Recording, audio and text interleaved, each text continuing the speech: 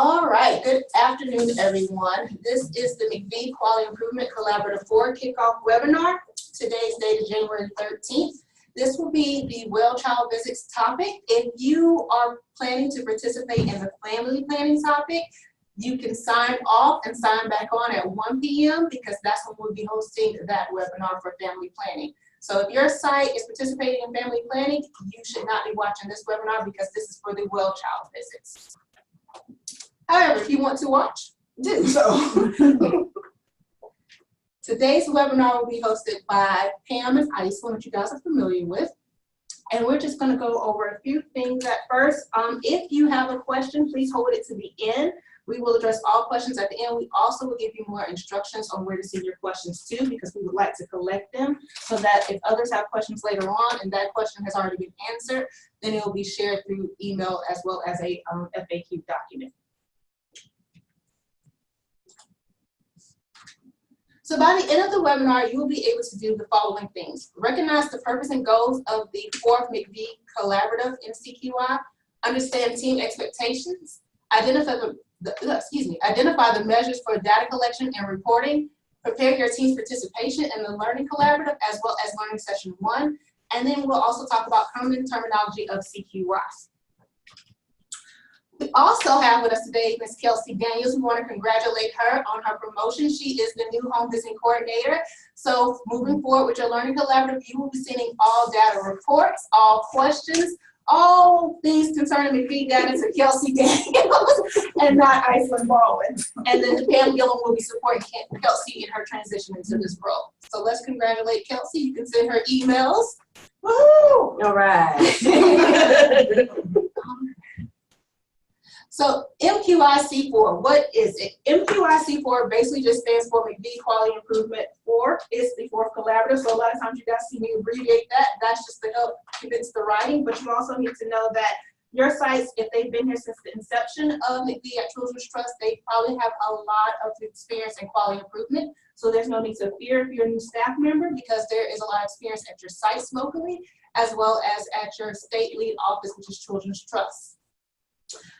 We do quality improvement, one, because it's a requirement of the MIECHV grant underneath HRSA, who's all federal funders and monitors of the grant.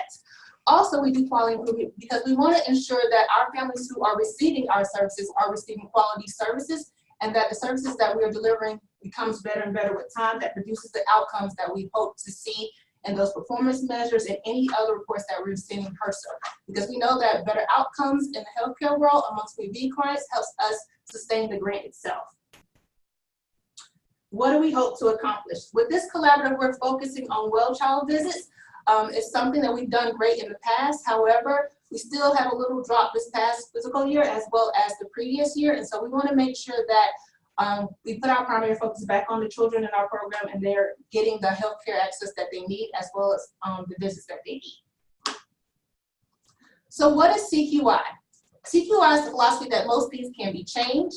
It's the core of experimentation. Sorry, I cannot get that out today. And seeks to remove waste and processes and their challenges. So a lot of times we know that we have redundant processes and energy at organizations. And so CQI is just another way to examine those processes, those best practices to ensure that we are getting to the outcomes that we've set as well as we're doing it in the most efficient way.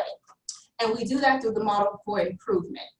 What CQI is not is quality insurance. A lot of times people would like to confuse the two, but CQI takes a team approach towards reaching a goal and looks at the strength base of that approach. So you're identifying all tools and resources that you have at your site, as well as within your organizational staff and the families and stakeholders to move forward towards those outlined outcomes and goals in your program's plan. Quality assurance is more so of your fidelity towards the program implementation. CQI does not place blame on anyone, so if you do not reach your goals that you'll see that we set later on in this webinar, it is not to say that you're doing poorly, it's just to say that you have more room for improvement. And it is also not to be seen as additional work. If anything, CQI is supposed to improve your workflow. I know that sounds like a lot to most of you all because you're like, that's extra data. However, at the end, the data allows to tell the story of how your workflow is going at your site and how you can improve it to take less steps to get towards the outcomes that you hope to desire to get to. So let's talk about the IHI Breakthrough Series Collaborative Model, the structure of it all. There is a triple aim within the IHI model, and that is to improve the healthcare population, enhance the patient care experience, and control per capita costs. So basically here what it is to improve the overall healthcare of our state and our stakeholders that are participating in the program. The second part of it is to improve the experience, which is through delivery of our services. And the third part is to talk about that cost, the benefit of what we do with the MIECHV grant. Of course, IHI focuses more on the hospital setting, so that's why they have this terminology. This is our true structure of the Learning Collaborative throughout the full annual year that we'll be implementing it. What you'll have is in phase 1, 2, and 3, your expert faculty has already met and they choose the topic selection based on previous year data. And then we talk about technical context, so we come up with some expertise content and resources to see why we arrived at those outcomes and how we can move forward and what goals will be actually rational in reaching and realistic. And then we plan for your learning sessions, and then we put together your pre-work, which you'll be doing in phase 3. And then phase 4 is where we actually come together, your expert faculty, the sites, which we do at learning sessions. And we usually have 4 learning sessions here. You only see 3 because I think this is for my old one. But however, we usually have 4 learning sessions. But in between those learning sessions, we have action plans. And that's where you do the bulk of your work at your site with your families and your teams, where you'll implement PDSAs, which are Plan, Do, Study, Act change tests, which we'll talk about a little later. And then you report back the results to us during your site calls, and then by submitting monthly data to us as well, every 15th of the month. And then you'll share your outcomes being tested during your action period at your learning sessions with other sites. And at the end of the Learning Collaborative, we hope that you have got some great success and learned some great lessons, and that you're able to share those and spread those throughout your entire organization. So it goes beyond the home visiting program. And so for this collaborative, this is what our timeline looks like through the structure of the collaborative. I won't read it all to you, but you can just kind of breeze over it. The PowerPoint will be sent out to you guys after, as well as the webinar is being recorded, so you'll have it to reflect and review on. So if some of your team members are not able to participate today, we will send a link out later for them to review this.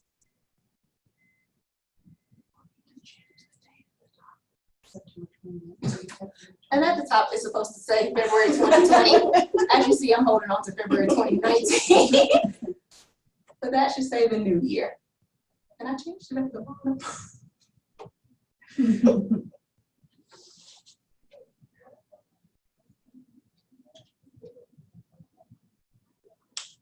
This is a full breakout of the timeline since phase 1.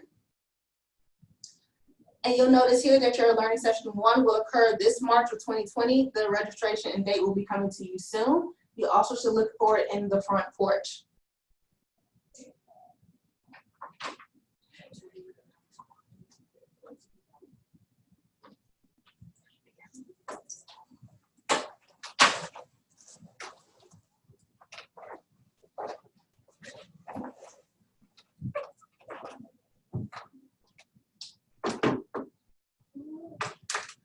This is your expert faculty.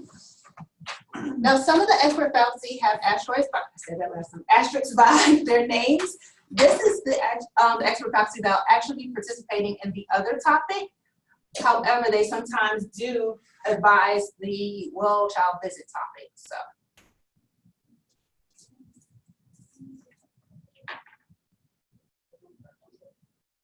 And in your pre-work packet, you'll see their contact information is also in the pre-work packet. So if you need to contact them, they will be available to you as well. We just didn't display it here because that would be a lot of information.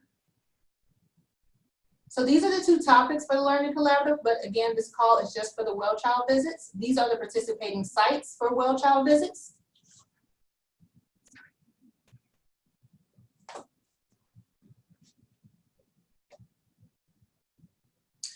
So as you're working your action periods in your pre-work period, if you're having questions or you want to reach out to another site to see what resources they have around well child visits, these are your peer sites that will be participating in the well child visit topic that you can reach out to.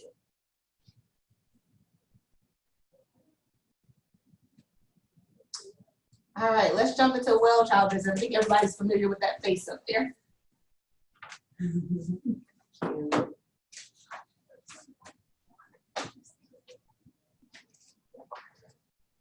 All right, so our focus for well child visits is to make sure that the children are receiving immunizations that prevent illness in children. Also, we're tracking their growth and development. And it's also an opportunity for parents to raise concerns about their child's development, sleep, or other behaviors that they're having.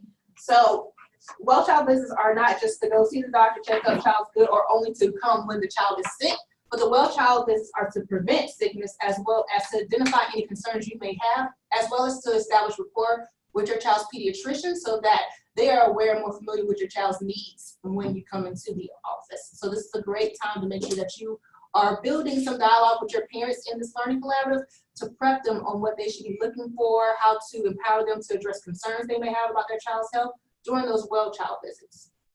And at the bottom is the definition of how well child visits is defined by MIECHV as well as AAP, which is the American Academy of Pediatrics.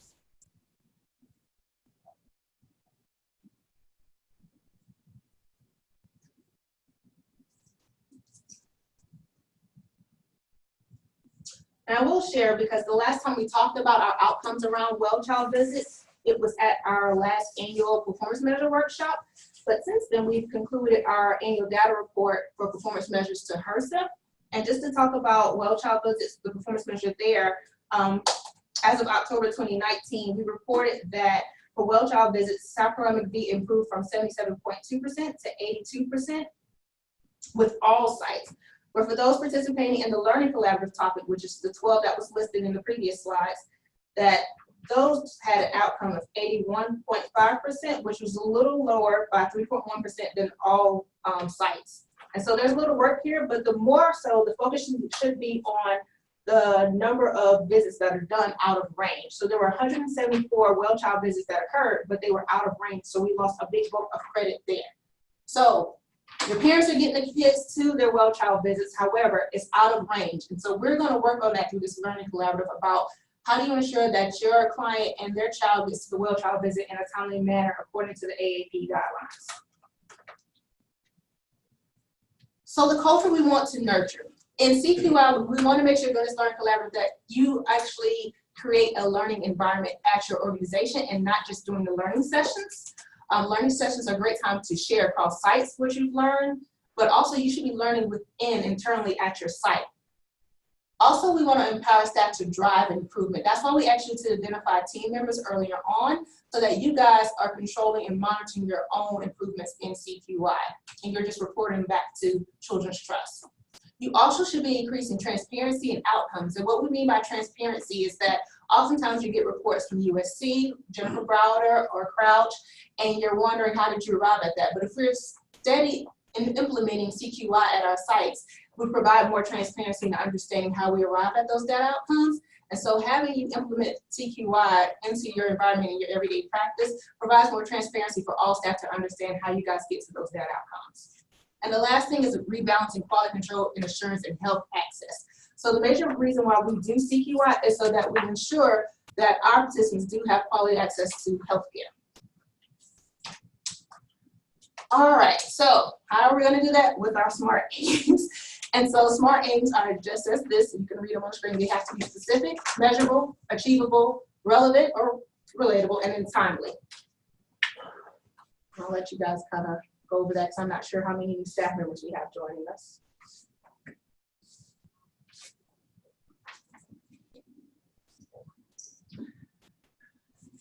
And at Learning Session 1, you will get more training on SMART aims if this is new to you. However, for the majority of us, it is not new. However, we just want to make sure you are strengthening how you write your SMART aims and how you plan to arrive at them.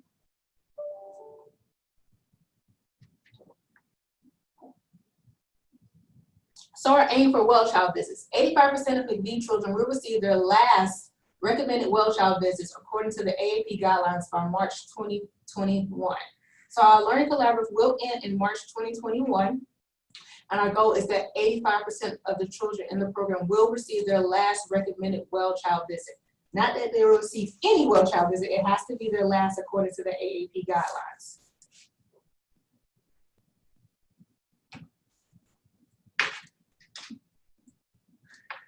Here are the site's expectations. So this is what Children's Trust, our CQI consultant, and Kelsey will be kind of watching for. This is what we expect you guys to perform on. And that is to make sure that you're connecting the goal of the collaborative with your everyday work to achieve MIECHV benchmarks, that you're developing and establishing a core team that's meeting regularly to discuss your CQI initiatives. You want to make sure that you identify one leader on that team, and it can be the person that's going to submit the data or the person that's going to collect it all, review it, and pass it off to the other person that's going to submit it. But you need to identify a core member that Kelsey can have direct communication with if there's concerns, questions, or that you all may need support so that she knows who to contact. And we suggest that that core team be 3 to 5 members. If possible, we know some sites may only have 2 members, so.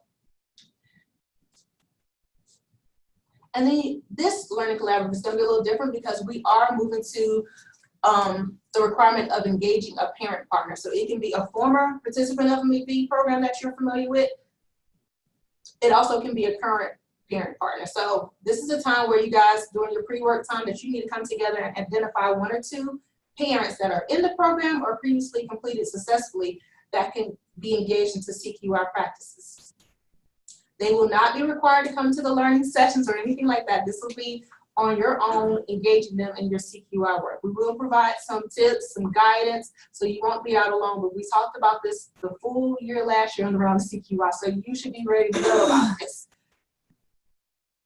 The next thing is, of course, develop and maintain your storyboard, which is outlining your pre-work packet, set goals, and work to achieve the collaborative aim. So although you'll be creating PDSAs that are small and rapid, you should always have the overall goal in mind. So if you're saying you found that your baseline is 65%, and you know that our overall goal as a state is to get to 85%, then you might want to track over the months to build up to that 85%. And then we're going to make well-defined measurements, which we'll share with you. You're going to make sure that you're presenting your team's experience results at each learning session. So you should always have someone present at the learning sessions to share your outcomes around your PDSAs. And then participate in your site or bi-monthly calls to make sure that you are getting the TA that you need, and also that we can engage you in continuous learning and problem solve around the barriers you may be having with collecting data or designing your PDSAs.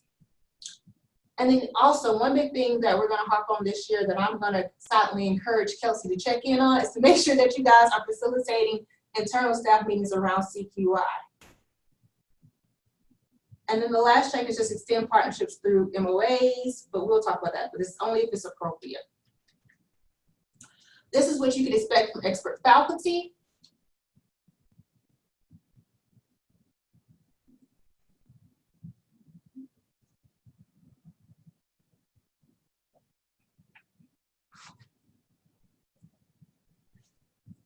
I'm just kind of letting you guys read that. And of course, if there's something on here that you would like us to provide or support you in, please reach out to us so that we can provide that TA and support moving forward.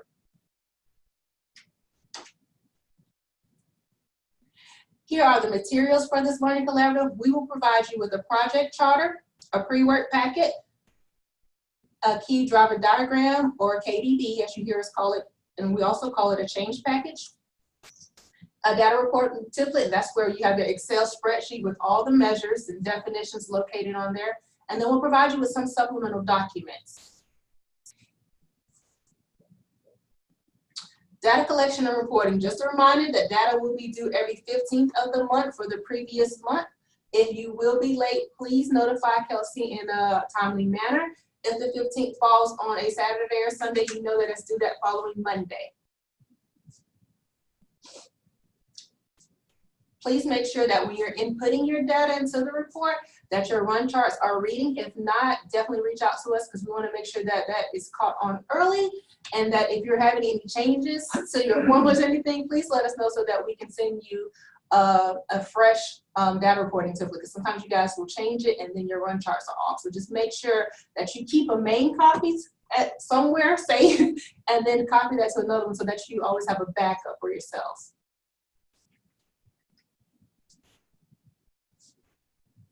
And again, this is only for CQI purposes, not QA. So for well child visits, these are the measures that we'll be collecting, the main ones. And you see measure 1 is that 85% of enrolled children will receive their last recommended well child visit by March 2021. This is our overall aim for this topic.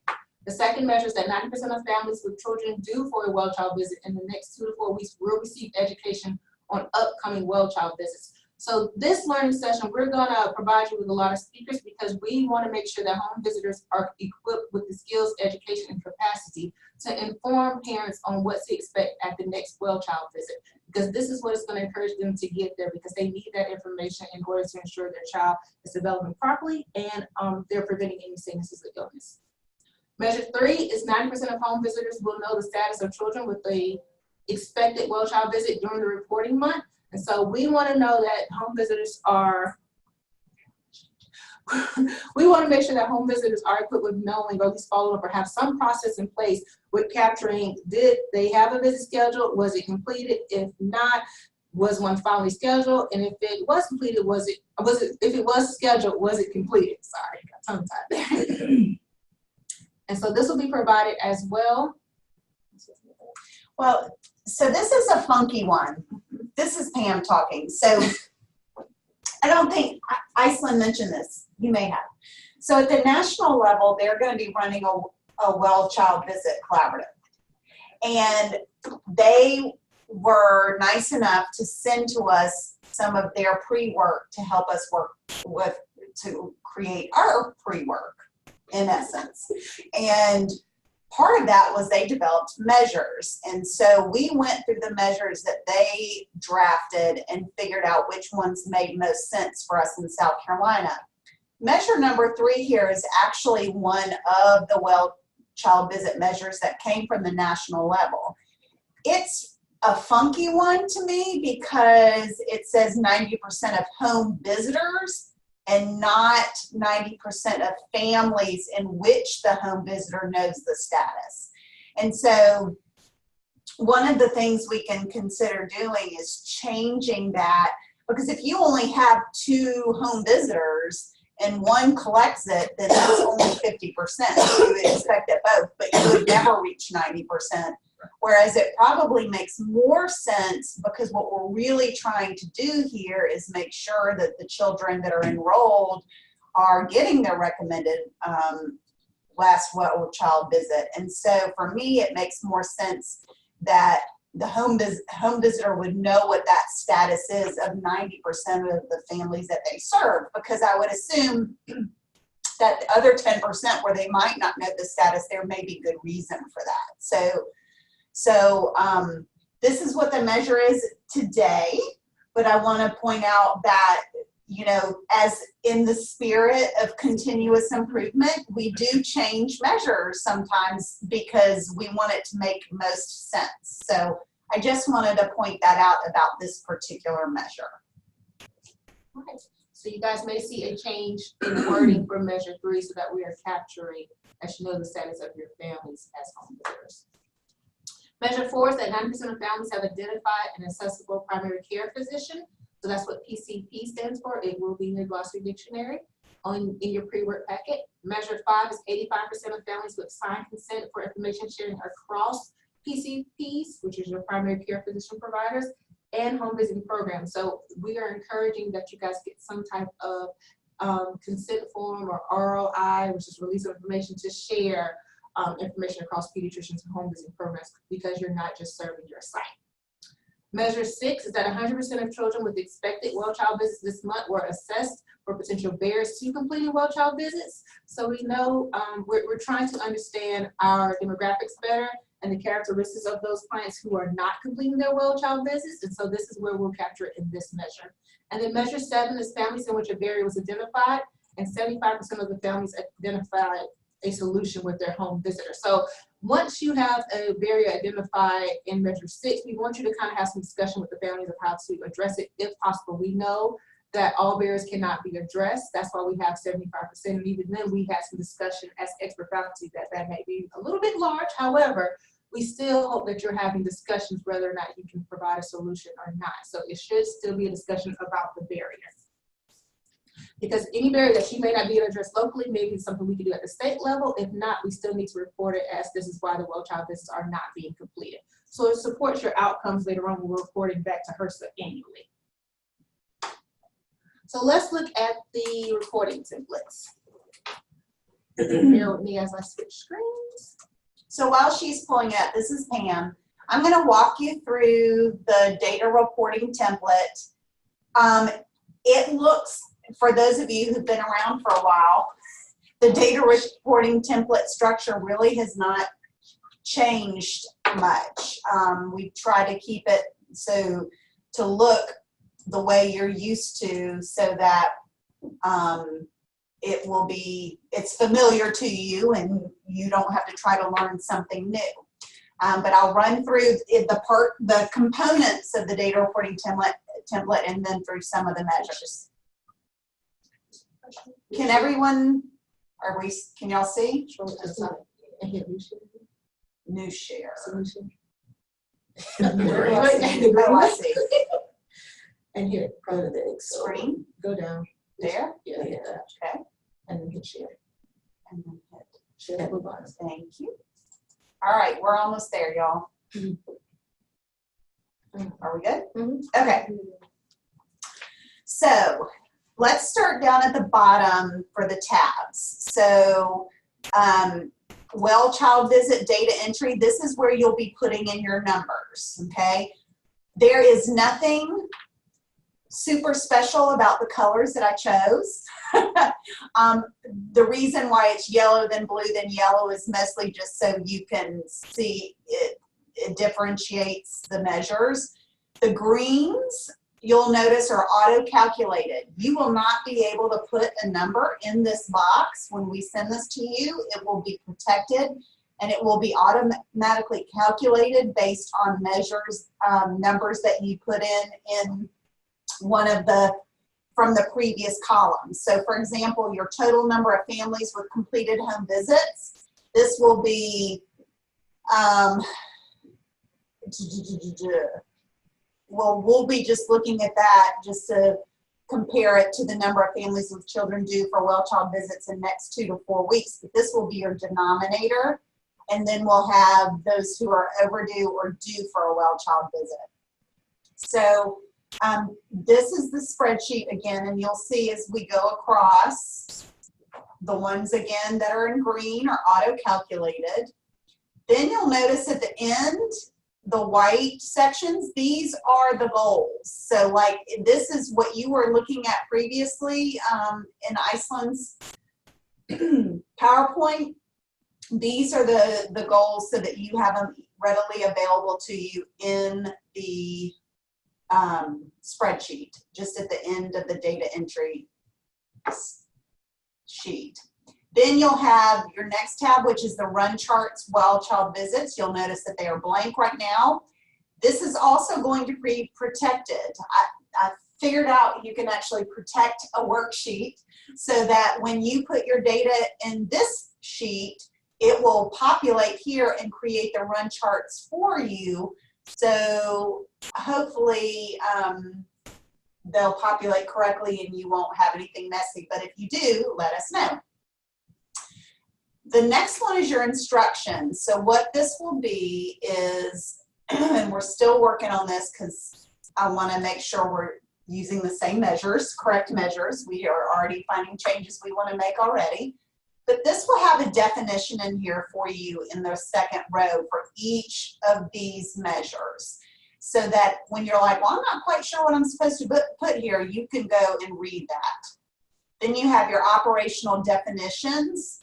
This is just terms, language that we might use in the data entry spreadsheet that you're not really sure how we're defining that operationally. So for example, when here's an example of one, the status of a well child visit. We're looking at that in 3 different ways. Well child visit not scheduled and not completed, well child visit scheduled and not completed, or well child visit scheduled and completed. So that's how we're defining status of well child visit. So we'll add words to this list for you. And then The last tab is the HRSA well child visit cheat sheet. And this is basically how HRSA defines their allowable ranges for MIECHV well child visits. So for example, I'm going to skip down. If the AAP well child visit is 4 months, HRSA's range for that well child visit for 4 months to happen between their 4th and 5th months of life, age, whatever you say. So anyway, so that cheat sheet here is for you, so it's also easily at hand for you. And also, I've started working on an example, because we've done this in past spreadsheets where we'll have like a tracking log as an example for you. But if you already do this and you want to share it, I would love to include that. Again, in the spirit of continuous improvement, we're all about stealing shamelessly from one another, because we all have the same common goal. We want to see all of our kids get the well child visits that they need. So this is all about all sharing, all learning. That's what we're here to do. So if you have something that you already use and want to share it with me, even if it's not exactly what we're looking at, but might be similar, please email it to me or email it to Kelsey and she can get it to me. So I'm going to go back to the well child visit data entry form just real quickly and run through these, through the measures that we're collecting again. So you know what the goals are. Those are listed in the charter, but these are the actual specific metrics that we'll be collecting. So the total number of families with completed home visiting for that month. One thing I wanted to point out, you'll notice that I started with January here. So ideally, you would be able to give us some baseline data. If you cannot, that's okay, but ideally, at a minimum, you need to start collecting for March. But, and then we would use March of 2020 as your baseline data. But we would love it if you could do the January, include your January and February for the metrics that you currently collect. You'll also notice at the bottom that this goes through September 21st, or September 20 of 21. This is 6 months after. No. Okay, so if you choose to continue to use this spreadsheet beyond the last Learning Collaborative, you are more than welcome to. So I gave you that, I built that in there, so if you wanted to do that. In the past, we've asked for data beyond the last Learning Collaborative, but that's not going to be a requirement for this one. Depending how your well child visit performance measure outcome looks, Kelsey may require it. So then what we're going to have, we have two columns, column C and column D, that are related to the well child visit of whether it was due or overdue. So number of families with children due for well child visits in the next 2 to 4 weeks. That means by the time they've had their next home visit, we expect that a well child visit would have occurred if they have one scheduled. And then the number of families with children who are overdue for a well child visit in column D. So you may have some kids who come in who've already missed their appointment. We want to know how many those are.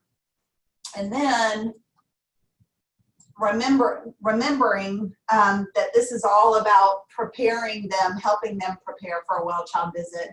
One of the key changes that has been listed in the literature that is meant to help improve the completion of well child visits is educating families about what will happen, because sometimes they don't want to go because they don't know what's going to happen, or they're scared. And this is, as a home visitor, this is your way to help them really understand what's going to occur and why what's going to happen at their well child visit is important. Again, you'll notice these next two columns are green. That's because they will be calculated, auto-calculated for you. Again, we've got this funky measure that we need to address, is the difference between percentage of home visitors who know the status versus percentage of families in which home visitors know the status. Those are two different things. So that will probably change. Moving on to column H, I'm going to scroll over some. Number of families with children who have an identifiable and accessible primary care provider is what that stands for. So our goal, of course, is to increase that if you have a low percentage. We haven't really seen that as an issue, but it is a important metric to collect as it relates to improving completed well child visits. Skipping over, again, the next one will be auto-calculated. Column J, number of families who provide consent for the primary care provider and home visitor to share information. So one of the things that will be listed in the key driver diagram is for home visiting programs to reach out to primary care providers like your local pediatricians or family practices to start building relationships with them and ideally go into a formal agreement to share information, because one of the things that we learn is when there's a disconnect between the primary care provider and home visiting programs, you can't fully do the most effective way in serving the family. We expect that these numbers will be pretty low. You may have 0 primary care providers in which you have any kind of data sharing agreement, and that will be a session at the First Learning Collaborative, because we actually have some examples of what a data sharing agreement could look like. But this idea of closing the loop on when well child visits happen, where the information is being shared between the home visitor and primary care provider and not relying on the family to report it, we've just shown that's made a big difference in improving completion of well child visits. So again, this is about quality improvement, not quality assurance. So if this is one of those that you struggle with all year, that's okay. It's just something that we know in the literature is important to do. And so we have it as something we're going to look at to help improve. So column L, number of families that were asked if they have concerns with completing well child visits. That's the first thing you have to do, right? And then that leads us into the barriers. Number of families who expressed concerns of potential barriers to completing well child visits. And then the number of caregivers who identify solutions to challenges with their home visitors. So we're not expecting, and I'm just going to say, Iceland said this earlier, and I'm just going to repeat it again. We're expecting that you're helping them identify solutions. It doesn't mean that you're going to fix the problem for them per se. So it's really, are you able to, are there 75% of the time, are you able to identify solutions, help them identify solutions so that they can complete their home visit. So that's really what this is about here. And then again, the last one is an auto-calculated. So we will continue to update this, and you will get this very soon. So you can, if you do have baseline data to collect, you can start entering it in. And this is what you'll be sending to Kelsey on a monthly basis, and you just send the same spreadsheet with the additional month added to it. I'm missing the month of April in here. Okay. Anyway, so I know. All right. I'm gonna turn it back to Iceland.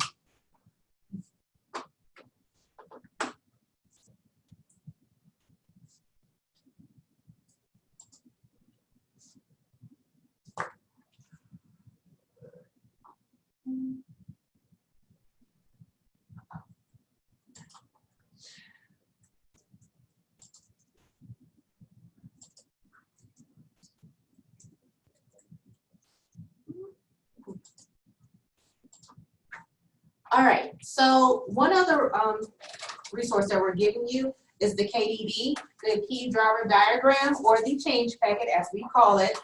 We're gonna keep saying that, the KDD or the change packet, so that you know what we're referring to when we actually have you looked on it for an idea for a PDSA. You do not have to choose any idea off of this. This is just to give you examples which you can pull from. If you have one of your own that you guys come up with, awesome. That leads you to the innovation part that's listed in the change to test column. So I won't go through all these. I just wanted to show you that this is a resource that will be sent to you that we ask you to look at. One thing that you can consider is that the primary drivers are asking you all to, one, focus on the capacity of how home visitors are supported in their engagement of helping families complete well child visits. There's a lot of ideas over here, one being that you provide education and training for home visitors around well child visits according to the AAP schedule and guidelines. Primary driver 2 is focused on standardizing and creating a data system for tracking well child visits and home visitor usage of that system. So at the individual level, of course. So if you already have a system in place at your site, you're already ahead of the game. However, how does your individual home visitor track their caseload completion for well child visits? And so you may want to consider that. Primary driver 3 is intense engagement with the promotion of the child wellness and development. And that goes into more so the scope of focusing on, one, the cultural awareness and the community norms of your caseload, so that if your family's having challenges with a pediatrician or just understanding child wellness and development because they have cultural traditions, then you want to make sure that you are screening and identifying those earlier on to talk about those prior to going to the well child visit or them not going to the well child visit. So make sure you're engaging your families in some conversation and dialogue about their cultural awareness around healthcare access, their belief around their child's development, etc., because those are conversations that they all should be having with their pediatrician. And then primary driver 4 is more so your referrals and partnerships in the community. And this is just your agency being able to develop strong community partnerships and identifying resources, as well as standardizing a formal process to refer and follow up. So closing up that communication loop that Pam was speaking to earlier on, so you understand or just aware of your client status with their well child visits. And so that may be where your MOAs come into place or your consent for releasing the information to PCPs.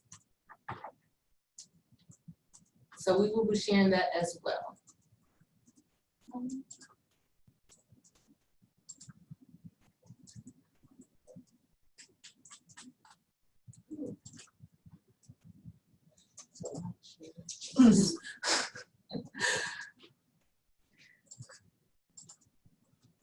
All right, so this is your pre-work packet. You've seen this several times. It goes out every Learning Collaborative. This time is a little different. Here you see Learning Session 1 is going to be March 31st. That information will be disseminated soon. So look for that, look for those emails. I believe it will come from our program assistant, Jacory. And if you have any questions, email her, Kelsey, and they can make sure that you guys get that addressed, any concerns around registering for that learning session.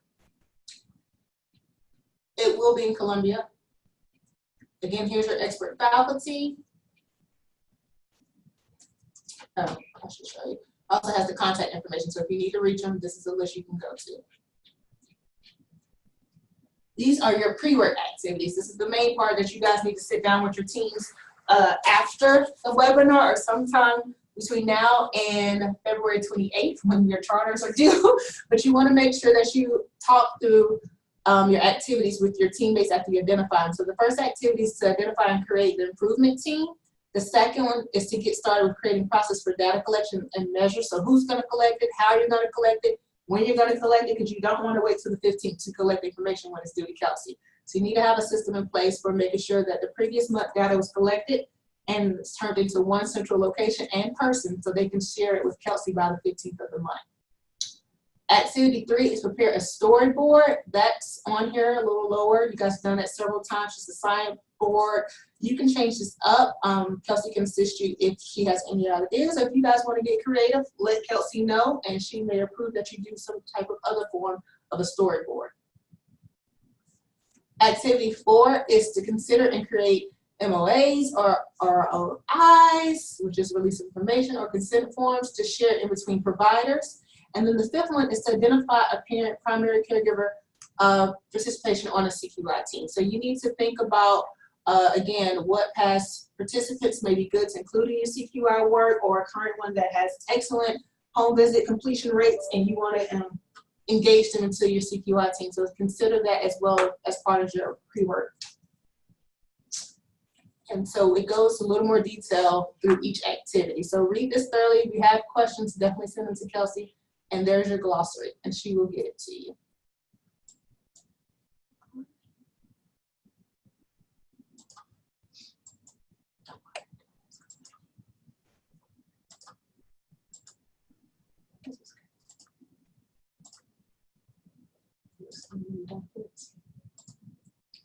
All right, so we talked about the reporting templates. And here's some tips for data collection and reporting. Make sure you include a staff person on your team who's knowledgeable in data collection and reporting. So if you have someone that's savvy in Excel, put them on your team. You also want to create, if you don't already have one, Excel sheets just so your home visits can collect their individual caseloads. You also want to determine how you integrate the data collection into your routine processes. So you don't want to wait till the last minute to say, hey, let's have a meeting, let's throw our data together. So figure out the easiest way that will be the most effective way to collect your data throughout your day. You don't want to wait till the last minute, almost like case notes, and try to get them done all at once. So make sure you have a way of collecting. Maybe it'd be an extra sticker in a folder, an extra sheet that you take out with you every time so that you're checking and asking, hey, did you have your last well child visit? If not, is it scheduled? Oh, last time you had a well child visit scheduled, did you complete it? Do you have any barriers? So you want to make sure you have some form of documentation and process in place to capture your data along the collaborative, because I don't want you to sit down in front of your worksheet and Excel and like, whoa, we didn't collect half of this time. So think about that. Also, just consider how you will share data across your team. After you put it into the spreadsheet and got feedback on your monthly site call, what do you plan to do with it? Do you just plan to check a box and say we completed this for Children's Trust? Or how will you implement this into your work going forward to make your workflow easier, as well as to get better successful outcomes for your family? So consider that as well. If you have a leader who has not heard of you guys doing CQI before, this is the time to engage them earlier on.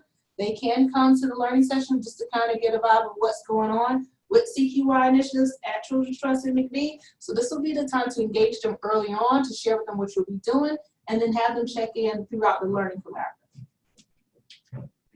Next steps. Again, develop your CQI team. I can't tell you how important it is to get an early start. You want to review all documents that we're going to send to you, including your pre-work packet, the charter. You definitely need to go through. It has your requirements and our requirements as well, what we owe to you, and then sign it. You'll have your full team to sign it, as well as you will identify a leader that may not be on your team, the one I was speaking of earlier, that can engage into CQI to understand what you guys are doing and acknowledges that you guys are working on CQI to sign the charter. Please return all charters to Kelsey by February 28th. Participate on your site calls to ask questions. So, sorry, if you have questions about the data reporting template, make sure that you are participating or at least available during your site call. That'll be another time and opportunity to check in with Kelsey to get additional support. You always, again, can reach out to your expert faculty, shoot them an email, make sure the subject says CQI help support, whatever it needs, but make sure you flag them to know that you need some assistance. And try to CC Kelsey if you do reach out to expert faculty. Incorporate CQI in your upcoming meetings. Again, you have a good 2 months before you see us, so please have a meeting about CQI before then, and make sure that you have it as a standing line item on your upcoming internal meetings throughout the next year up till March 2021. Look for upcoming registration link. We've already said that, so it'll be coming soon. Complete your pre-work packet, which I went over, including identify a parent partner. And then send all questions to Kelsey Daniels by February 1st. So we're asking that you look at this soon. Jot down questions, shoot them to them. You don't have to stop sending questions after February 1st, but we would like to have the majority of our questions sent to her by February 1st so that when you guys send back a charter by February 28th, she will produce a FAQ document by March 1st so you all can see some of the questions. Wow, that's like All right. 12-hour turnaround. If you guys don't have any questions. It's a leap year. As you can hear, Donnie is in the room with us. If you have any questions now, I think we have about 5 minutes. We can take some questions now. So I'm going to take you guys off mute, and then we can answer them when I figure out how to unmute you guys. Hold on. Unmute. You are on. Okay, wait a minute.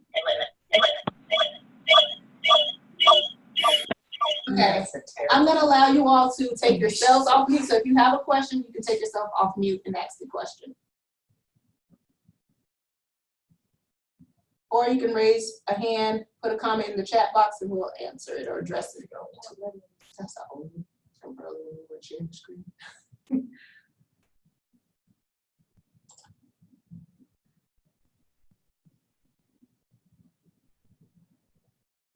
All right, you know how Cam and I do. Going once, going twice. Silence means we're good, and we'll see your questions in the email. Oh, y'all caught me. Summer put a question in. Can you tell us more about the parent participant? Yes. So our last learning collaborative, we had a discussion about assessing your site's readiness to include a parent, and we realized that our sites weren't quite ready yet. We're more so in the middle of it, which is kind of comparable to most of MIECHV grantees when I went to the national meeting. So what we wanted to do is slow up and think about it first. We've had some dialogue about what a parent partner may look like, which means they either are a formal, successful participant of the program, or they're one who frequently keeps their visits, they're engaged into the home visits. So these are things to consider. Also, you want to consider your organization's practices and process as well as policies around including parents into your CQI work and protecting the confidentiality of other clients so that you're not discussing cases or sharing personal information with a former or current participant about other clients. So make sure you keep that in mind as well. We will provide more guidance during learning session 1. There's also guidance provided by Dove, which is one of the TA arms by HRSA. And so Kelsey will send that out. We've shared it before, but that's been a while. So we're gonna refresh your minds and have some training around that. But we'll guide you to making sure that you have a parent on your CQI team up and running by the second learning session. So we wanna make sure that you already identified them, and we'll kind of coach you on how to engage them between now and learning session 2. Okay? Let me know if you need more clarity or anything.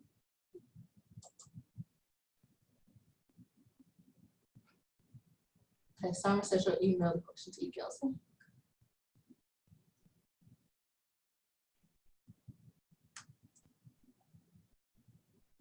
Yes, Summer. So I'm glad I caught that question again. Some of the offices do not offer like a 30-month appointment. This is where we want you guys to engage with your local PCPs, and this is where it's going to take you out of your. Repeat her question. Oh, I'm sorry. Might not be able to see it. Eric wants me to repeat the question. No, I'm because saying other people may not be able to. So the question is, what are we doing to track offices who do not offer certain time points? So what Summer's asking is about different pediatrician offices offer different schedules. All of them meet the AAP guidelines, but some may have supplemental time points within their practice, and so they may have things a little structured a little different to capture certain activities around the well-child visits, and this is where you need to become familiar with your caseloads as home visitors. So one thing you initially need to do with your pre-work as you're meeting your families leading up to learning session 1, ask them who's their primary care physician if they do not go to your local site. So you need to know that you need to have some type of process to collect all the PCPs, all the pediatrician offices that your families are going to at your site. I would make a roster, each home visitor collect their caseload and bring it all together during that CQI meeting so you guys can make a list. And then figure out who on the team, or if all, will engage their PCPs to understand what is their schedule at their office. And when I say schedule, I mean that in various ways. One, you need to know the office hours. You need to know the scheduled time points. So do they allow a 15-minute window late, 30-minute window? Who can reschedule? Is there a central person that does the rescheduling? And that number, so that if you're ever in a home visit and you need to help them schedule a visit, you can. You also need to consider what are their well-child visit schedules according to the AAP schedule. And usually doctor's office has something provided already for the families with that information on it. So you may just want to do a visit to get that information. And also it's a good thing for referral practices to introduce yourself to your local PCP so they can refer families to you. So if you're one of those sites that may struggle to keep your caseload up 85 or higher, this is the time to build that referral base. And the time to do it is before learning session 1, or at least around that time, so that you're not bogged down trying to engage PCPs while trying to do your data reporting and just trying to do your normal day home visiting services. Right. Yes, the PowerPoint will be sent out. We also will post it in the front porch as we always do. So we'll make sure that you have all the documents you need and that you have the recording. Any other questions? That was quick. No problem. All right, guys. Well, we are going to jump over to the next topic at 1 o'clock. If you have questions that pop up, definitely email them to Kelsey. Make sure you put CQI questions about Learning Collaborative, and she will start collecting them in response. Okay? Have a great day.